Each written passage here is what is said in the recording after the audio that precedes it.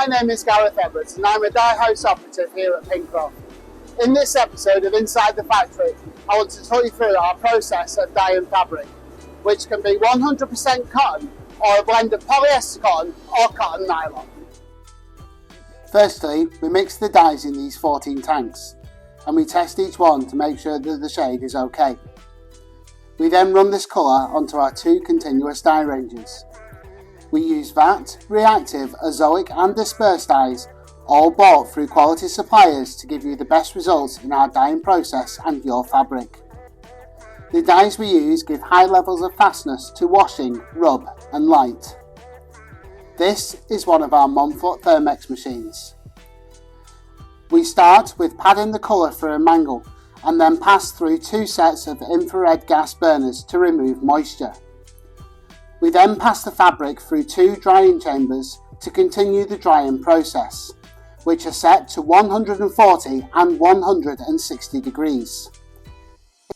If we are dyeing cotton polyester blends, the next two drying chambers are set to 210 to 225 degrees to fix the dispersed dye into the polyester. The temperature used will also depend on the shade.